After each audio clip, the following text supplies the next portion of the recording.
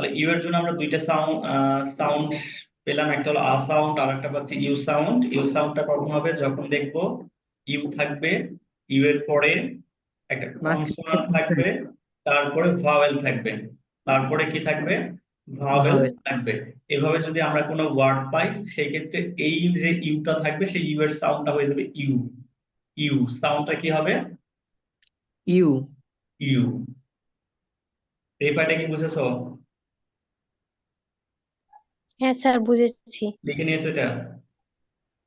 হ্যাঁ। আচ্ছা, তাহলে এখন কিছু ওয়ার্ড দেখি, দেখো। শুরুতে আমরা কি পেলাম, ইউ পেলাম, তাই না? জি স্যার। হ্যাঁ। ইউ এর পর এখানে দেখো এন আছে, এনটা ভাওয়েল না কনসোনান্ট? কনসোনেন্ট। কনসোনান্ট। বুঝছেন? ইউটা এনটা কনসোনান্ট, তাহলে এরপরে দেখো কি আছে, এটা ভাওয়েল আছে না? জি স্যার। হ্যাঁ।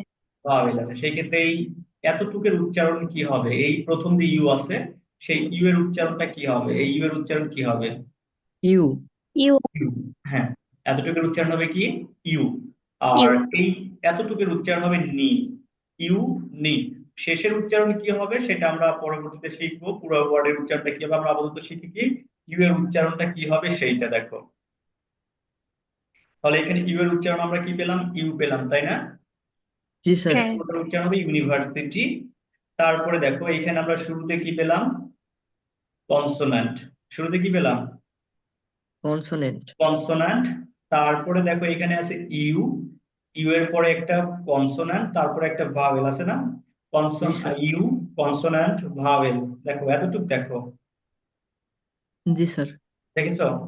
কনসোনেন্ট, তারপর হচ্ছে ভাওয়েল। হ্যাঁ। তাহলে ইউ, এই যে এম, এম তে এম এর বাংলা কি বলতো? ম। ম।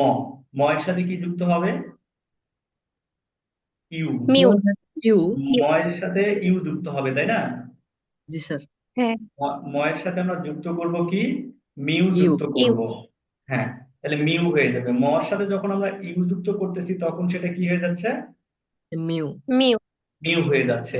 তাহলে মিউ, মিউ। আর টি তে কি হয়, এই যে টি, এই টি তে কি হবে, ট।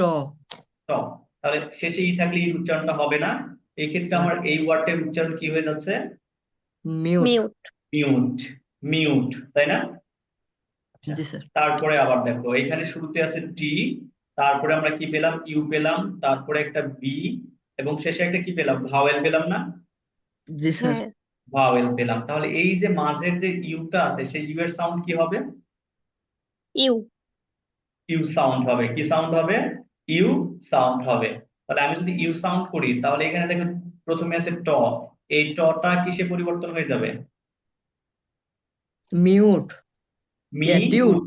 টিউ। তাহলে টর সাথে ইউ যুক্ত হলো, টর সাথে দেখো আমি ট লিখেছি, তারপরে ইউ, এই যে হ্রস্ব ই আর হ্রস্ব ইউ, দেখো এই যে হ্রস্ব ই আর হ্রস্ব উ।